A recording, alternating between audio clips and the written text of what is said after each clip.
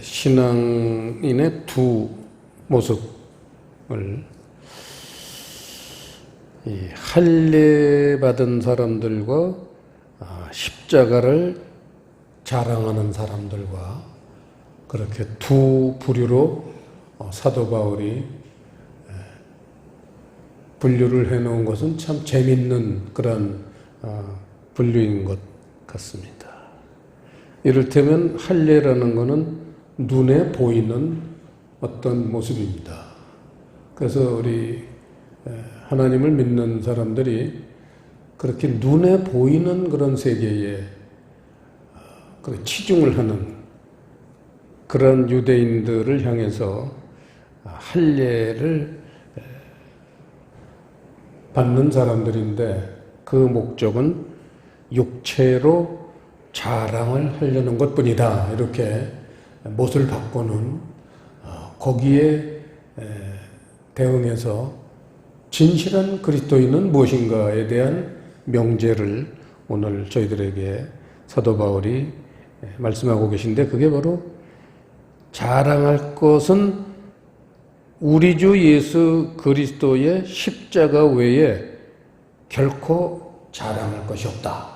이렇게 십자가를 이 할례에 대응해서 바울이 내세우는 것을 우리가 오늘 볼 수 있습니다. 이 할례라든지 십자가라든지 사람들이 이해하기에 차이점이 있을진 몰라도 사실은 하나님 나라에서는 차이가 없는 겁니다. 할례나 십자가나 똑같은 거예요. 그런데 사람들이 그걸 그렇게 구별을 해서 오판을 하고 있습니다. 자, 그럼 확실한 것은 신앙의 가장 본질적인 문제를 지금 사도 바울이 다루고 있는데 그것은 바로 죄의 문제입니다.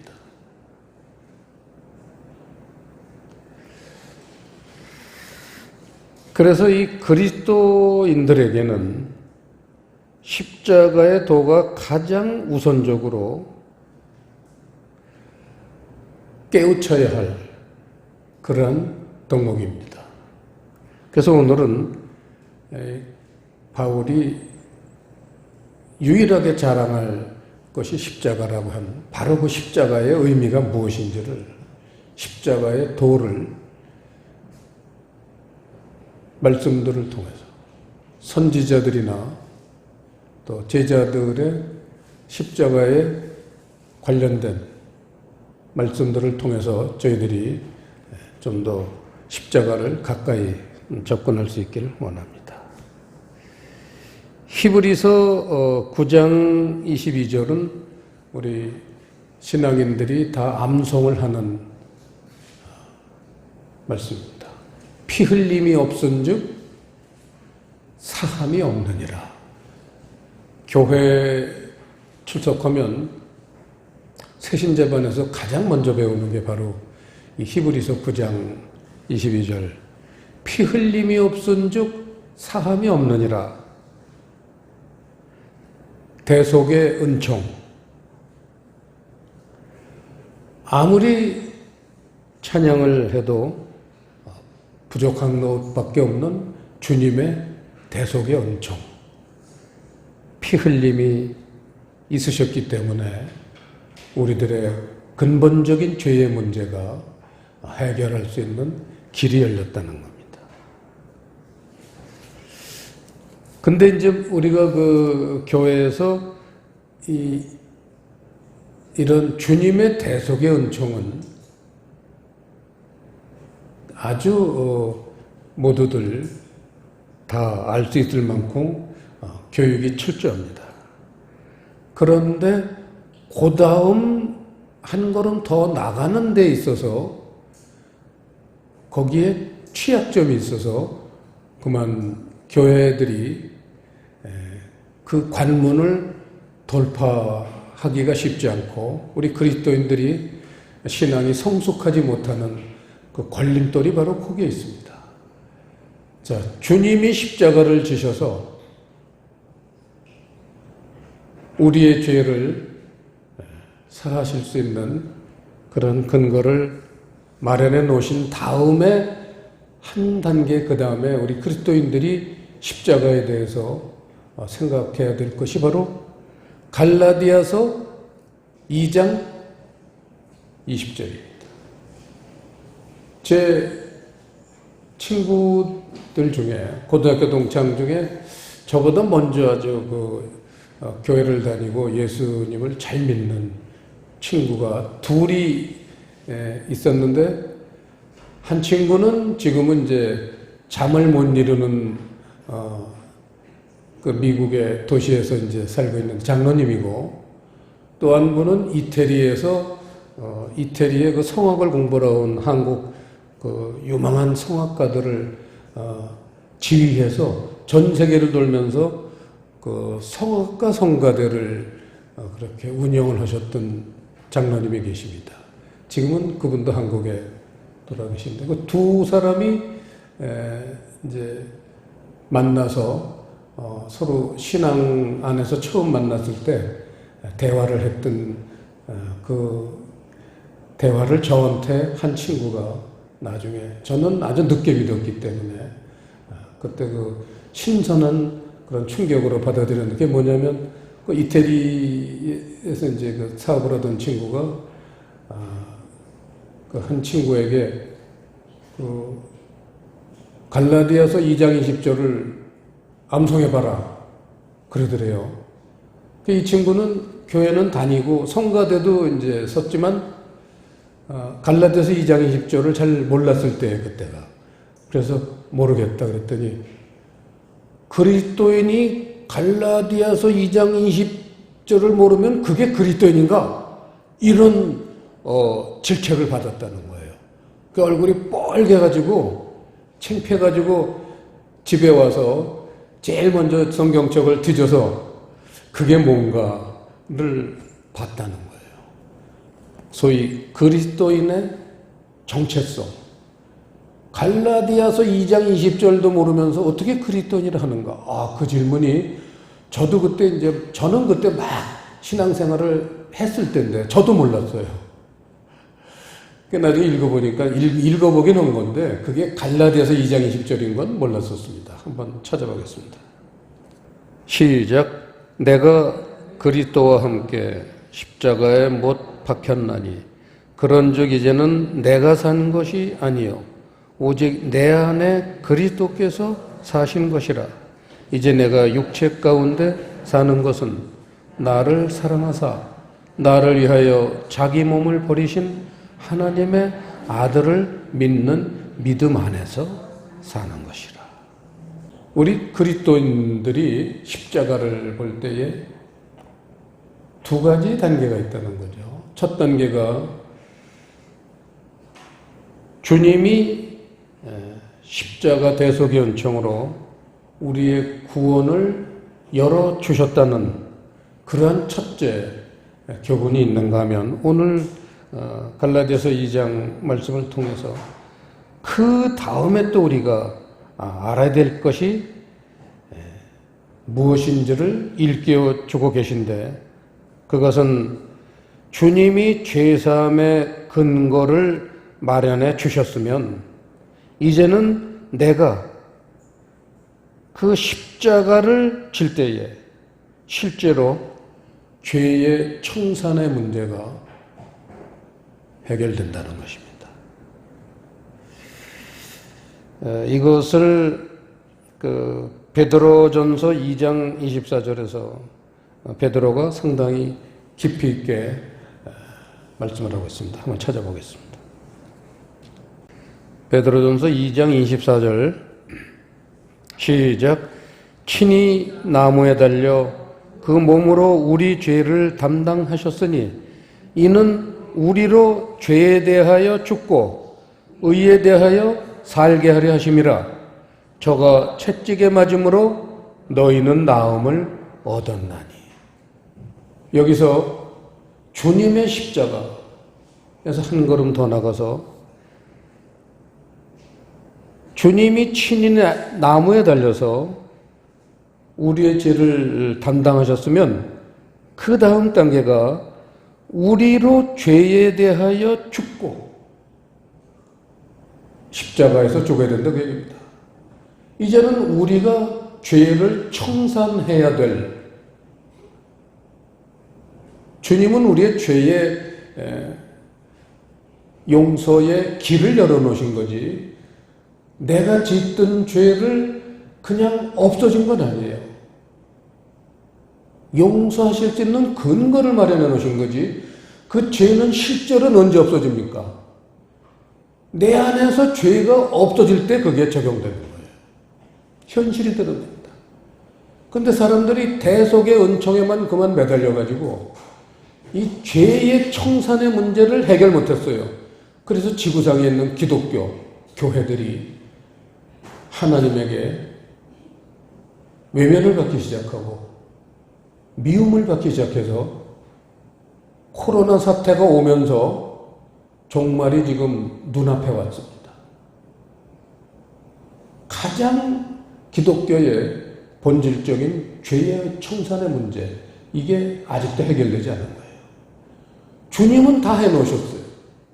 하지만 이제 우리가 해결해야 될 거를 못하고 있습니다. 여러분, 우리가 예수 믿기 전에 우리 마음속에 있던 죄들이 다 없어졌습니까? 용서받을 길은 주님이 열어놓으셨지만 우리가 그거를 해결해야 될 거 아니에요.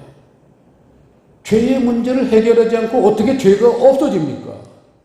이런 착각 속에 그리스도인들이 살고 있어요. 주님의 대속의 은총, 그거는 근거를 마련하신 거지. 실제로 내 마음속에 죄가 없어졌습니까? 안 없어졌잖아요. 주님은 내 마음속에 죄까지 없애주지는 못해요. 그건 누가 하는 거예요? 나에게 맡기신 일이에요. 하나님은 하나님의 일을 혼자 이루시지 않고 그분은 근거를 마련해 놓으시고 결과는 우리에게 맡기신 거예요. 그게 멋있잖아요. 신인합력입니다. 합력하여 선을 이루시는 게 하나님의 목표예요. 근데 우리가 그 일을 못하고 있으니까 종말은 지금 코앞에 닥쳤는데 죄의 문제가 아직도 해결이 안 됐기 때문에 코로나, 또 코로나보다도 더 센 그런 하나님의 경고가 계속해서 올 수도 있겠습니다. 그래서 오늘은 이 죄의 문제에 대해서 우리가 정말 깊이 한번 생각을 해보는 그런 시간을 가져야 되겠습니다. 이 죄를 청산해야 되겠다는 생각들은 그리스도인들이면 누구나 갖고 있습니다. 또 수없이 눈물을 흘리면서 기도도 하고 그게 잘 안 되니까 기도원에 가기도 하고 금식도 하고 그렇습니다. 근데 해결이 안 돼요. 오늘은 우리가 늘 이렇게 성경을 통해서 이런 죄를 청산하는 어떤 해결책, 방법을 주님이 아주 가까이 마련해 놓으셨는데도 그게 그만 가슴에 갑자기 이렇게 박혀야 되는데 그렇지 못해요. 그래서 오늘은 말씀 한두 가지를 통해서 주님의 말씀이 우리의 이런 느슨해진 죄에 대한 인식을 강력하게 채찍질을 하시고 우리로 죄를 청산할 수 있는 결단을 내리는 그런 시간이 되기를 바랍니다.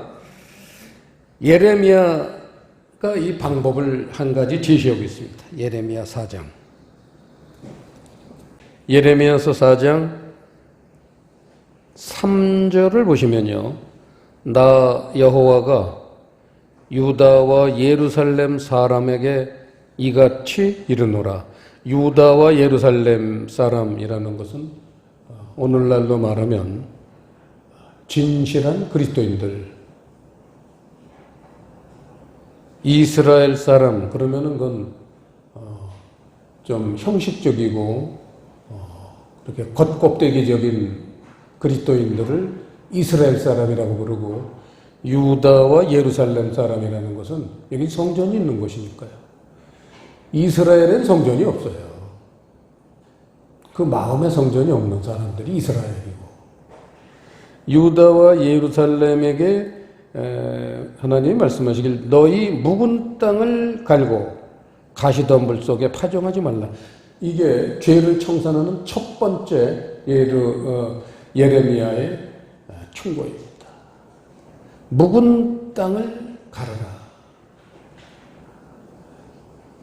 우리 마음의 밭을, 묵은 마음의 밭, 캐캐 묵은 우리 마음의 밭을 갈아 엎어라.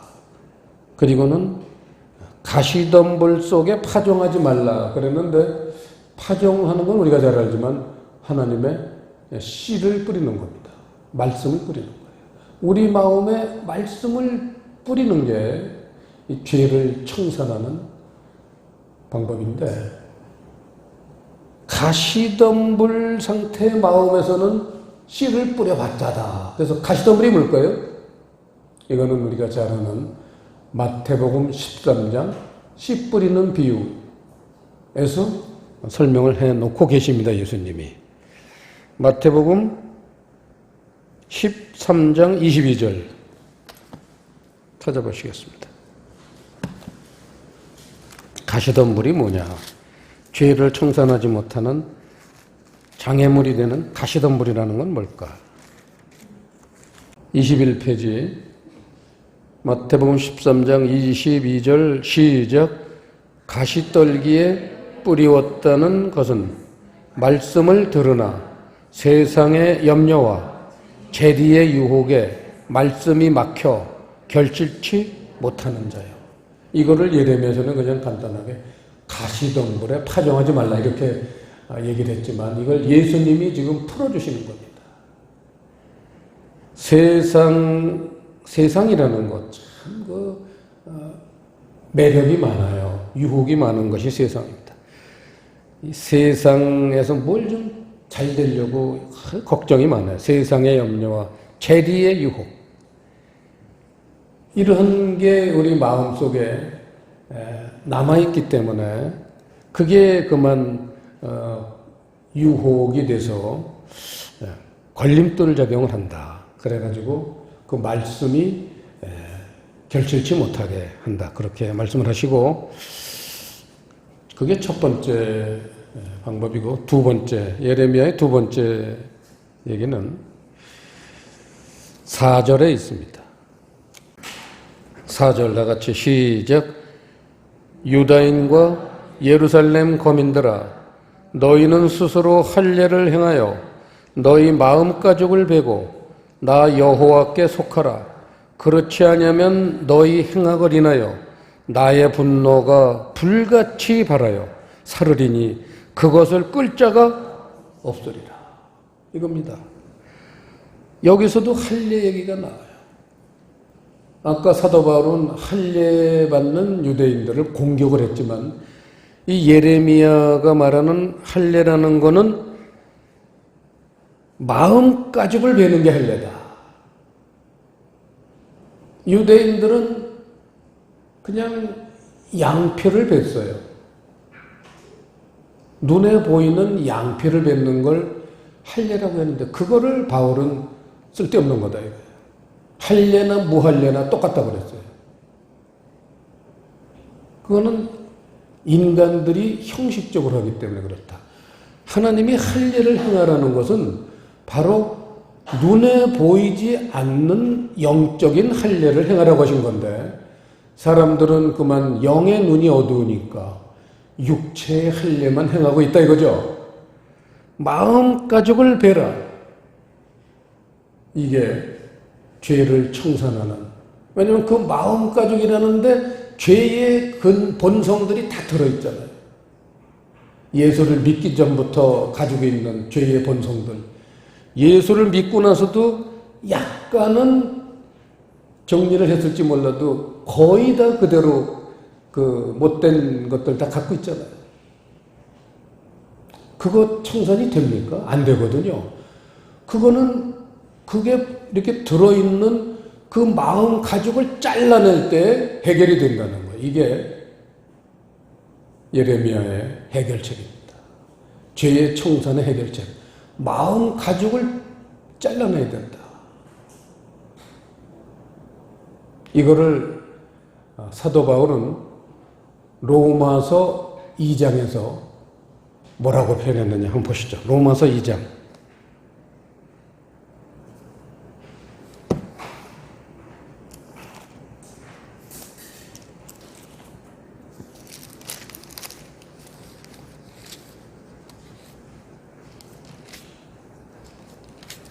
(241페이지)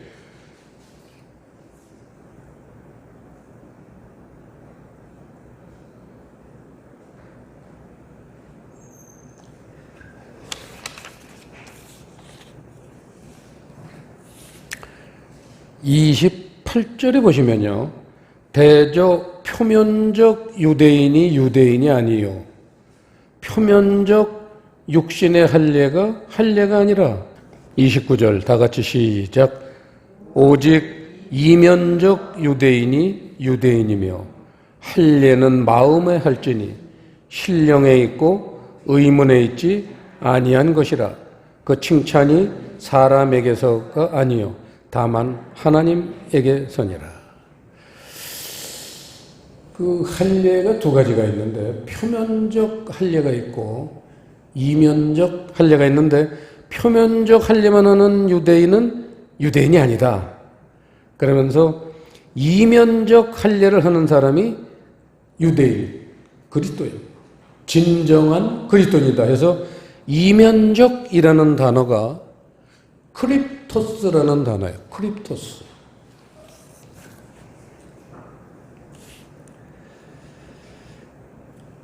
뜻을 불러줄게요. 네 개를 불러줄게요. 비슷한 거지만 네 개 있습니다. 내부의,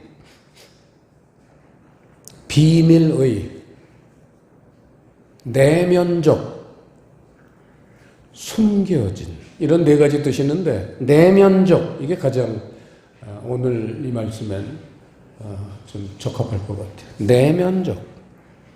그거를 이면적이라고 이제 한문 용어를 썼는데, 이면이라는 건 이제 뒤에 면이니까 보이지 않는 면이죠. 그걸 이제 내면적을 그렇게 표현했습니다. 할례는 마음에 해야 되는데, 마음에 그 가죽을 잘라내야 되는데 그 도구가 뭐냐? 여기서 뭐라고 그랬어요? 신령에 있고 의문에 있지 않다. 사람들이 그 마음의 그 죄의 성분을 잘라내는 도구를 의문으로 사용하기 때문에 그게 성사가 되지 않는다. 의문이라는 거는 그라마입니다. 그라마, 육의 말씀, 문자적인 말씀. 그걸로는 안 돼요. 거기 신령에 있고라고 이렇게 번역이 됐지만, 이건 번역이 좀 뭐라 그럴까, 틀린 건 아닌데 정확하지는 못해가지고 이게 무슨 뜻인가 하고 의문을 갖게 생겼어요. 이 신령에 있고의 신령이라고 번역이 되는 단어가 바로 푸뉴마입니다. 영에 있고예요. 영에 있고 이렇게 번역을 해야 될 걸 신령에 있고, 틀린 건 아니지만 여기서는 정확해야 됩니다. 이런 거는.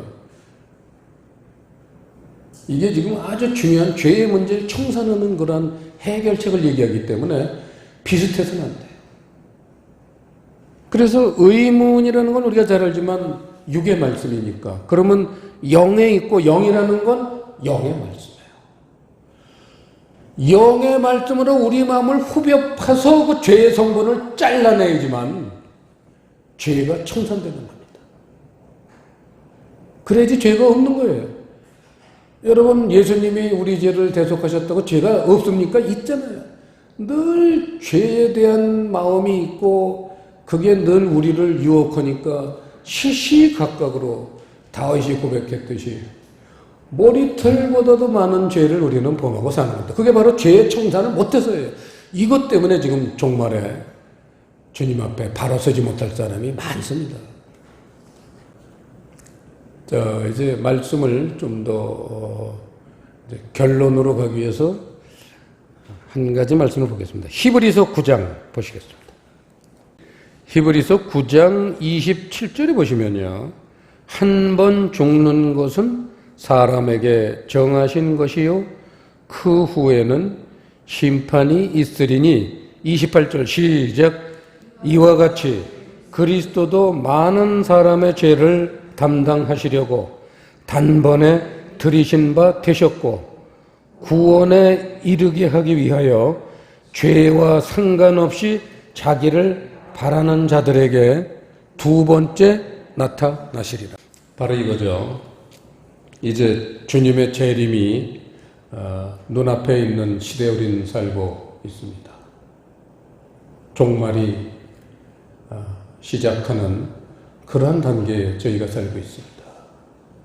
여기서 예수님이 우리의 죄를 담당하시려고 단번에 들이신 바 되셨고 그게 대속이 엄청해요. 근데 그걸로 끝을 내면 안 된다는 거예요. 거기 뭐라 그랬어요? 구원에 이르게 하기 위하여. 그게 구원이 아니라는 거예요. 구원의 근거만 되지 구원이라는 그런 일이 우리에게 적용이 되려면은 죄와 상관없이 자기를 바라는 자들이 돼야 된다 이거예요. 이해가 되시죠? 죄와 상관없이 자기를 바라는 자들에게 재림하실 때 그 사람들만 만나주신다 그거예요. 이 얼마나 놀라운 이 베드로 사도의 그런 인사이트, 통찰력입니까? 죄와 상관이 있는 사람들은 주님이 재림하실 때 관계가 없는 거예요. 근데 죄와 상관이 없는 사람들이 되지만 재림하시는 주님을 떳떳하게 그렇지만 겸손하게 뵐 수 있습니다. 이 히브리서 9장 28절은 잊으면 안 되는 그런 암송해야 될 말씀 중에 하나입니다. 자, 이제 결론입니다. 이 죄의 청산의 문제를 그런 영의 말씀으로 아까 도려내야 된다고 했는데 그게 그렇게 원리를 알았다고 해서 그냥 해결이 됩니까? 또 하나 중요한 우리가 간과해서는 안 될 문제가 있습니다. 그게 뭐냐면 에스겔서 36장을 보시겠습니다. 아주 중요한 말씀입니다. 에스겔서 36장 26절에 보시면요. 또 새 영을 너희 속에 두고 새 마음을 너희에게 주되 너희 육신에서 굳은 마음을 제하고 부드러운 마음을 줄 것이며 이게 아까 말씀한 마음가죽을 베는 내용입니다.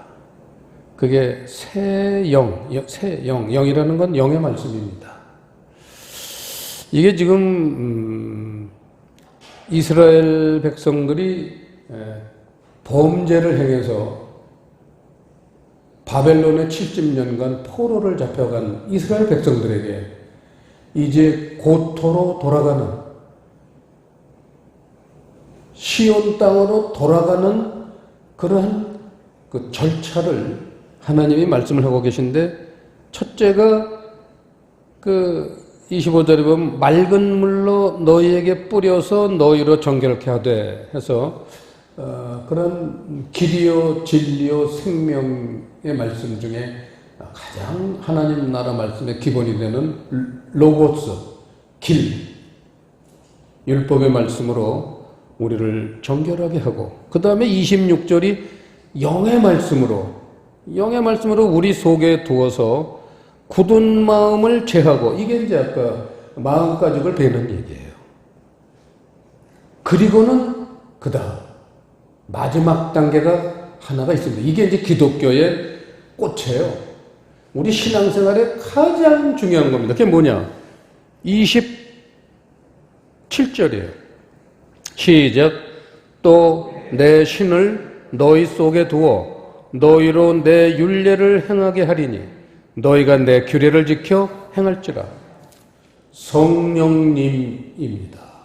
이게 우리 기독교 신앙의 가장 중요한 겁니다.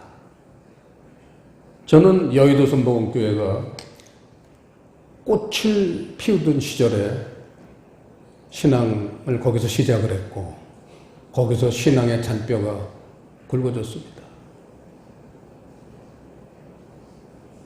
그 당시에 1980년대 후반부에 제가 신앙생활을 시작했는데 그래서 90년대까지 거기서 신앙생활을 했는데 그때 가장 그 여의도 순복음교회가 꽃을 피우던 시절에 대표적인 그런 신앙의 모습이 뭐였냐면 성령님을 모셔드려라. 항상 그걸 우리가 구역예배고 주일예배고 항상 성령님을 인정합니다. 환영합니다. 모셔드립니다. 의지합니다. 이 네 가지를 항상 암송을 해서 여의도 순복음교회님은 그거 모르는 사람이 없었어요. 성령님을 인정합니다. 환영합니다. 성령님은 인격자이시기 때문에 인정하고 환영하지 않는 사람에겐 절대 가까이 안 하시고 모셔드리려고 그분을 모셔드리기 위한 그러한 내 마음이 있을 때 들어오시는 분이에요. 오늘 27절은 내 신을 너희 속에 두어 성령님을 모시는 얘기예요. 근데 성령님을 인정하고 환영을 하는 그러한 절차가 사실은 있어야 돼요. 그러고는 모셔드려야 돼요. 모셔만 드리건 또 꽂아 놓은 보릿자루처럼 그냥 모셔만 놔도 안 돼요. 모셔놓고는 의지를 해야 돼요. 성령님 일해 주시옵소서. 그러면은 그 성령님이 영의 말씀을 가지고 내 속에 있는 마음의 더러운 것들을 제하여 버리신다는 거예요. 이게 우리 신앙의 가장 본질적인 것을 해결하는 하이라이트입니다. 그래서 이제 아까 베드로전서 2장 24절을 전반부만 읽었는데 마저 보겠습니다. 베드로전서 2장 24절에 친히 나무에 달려 그 몸으로 우리 죄를 담당하셨으니 이는 우리로 죄에 대하여 죽고 아까 거기까지만 저희가 봤어요. 우리도 십자가를 져야 된다는 거기까지만 봤어요. 그게 다냐? 죄를 청산하면 그게 다냐? 죄를 청산했다고 하나님 나라가 완성되는 거냐? 이걸 생각해야 돼요. 우리로 죄에 대하여 죽고 그 다음에 또 단계가 있어요. 시작. 의에 대하여 살게 하려 하심이라. 그거예요. 죄에 대해서 죄를 죽였으면 이제는 의에 대해서 살려고 하는 노력이 있었는데 그게 내 마음대로 됩니까? 그게 바로 성령님, 에스겔서 아까 36장에 성령님을 모셨더니 율례와 규례를 행하게 된다. 그 얘기예요. 그게 의예요.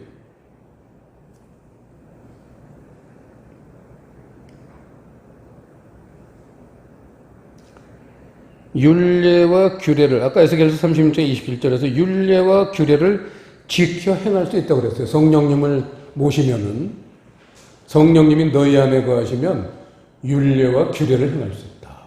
율례라는 건 이 율법의 가장 중요한 두 요소가 율례와 규례인데 율례라는 건 사랑의 법입니다. 잠언서에서는 네 어미의 법 이렇게 말했어요. 그 다음에 규례라는 거는 이거는 의예요. 네 아비의 법. 잠언서에서 네 아비의 법. 네 어미의 법을 지키고 네 아비의 법을 지킬지어다. 이게 그 얘기예요. 어미의 법은 사랑의 법이에요. 아비의 법은 의의 법입니다. 이 사랑의 법, 의의 법을 성령님을 내 안에 모실 때 그걸 우리가 지킬 수 있어요. 그걸 의에 대하여 살게 하려 하십니다. 이렇게 베드로 사도가 우리에게 권면하고 있습니다. 오늘 본문 15절 보시면요. 할례나 무할례가 아무것도 아니로되 오직 새로 지으심을 받은 자뿐이니라 해서 새로 지으심을 받다라는 단어는 크티조라고 해서 창조하다라는 단어입니다. 크티조는 창조입니다. 새 사람이 되는 것은 새로 지으심을 받는다는 것은 애초에 창조하신 모습으로 회복시켜 주시는 것을 그걸 이제 창조, 이를테면 제2의 창조입니다. 그게 뭐냐? 사랑의 사람, 의의 사람으로 창조하시는 거예요. 그게 하나님이 아주 중요하게 하시는 창조의 일입니다. 16절 무릇 이 규례를 행하는 자에게와 하나님의 이스라엘에게, 이를테면 이렇게 새 사람이 되는 사람들 얘기해요. 그 사랑의 법, 의의 법을 이제는 지켜서 행하는 그런 사람, 이런 사람들에겐 하나님이 어떤 축복을 주시느냐? 16절 시작. 무릇 이 규례를 행하는 자에게와 하나님의 이스라엘에게 평강과 긍휼이 있을지어다. 하늘나라에서만 내려오는 그 평강, 이 세상을 살면서도 이 험한 세상, 특히 종말이 되면 엄청난 시련과 고난이 닥쳐올 텐데 여기에서 평강과 긍휼을 얻을 사람이 누구냐?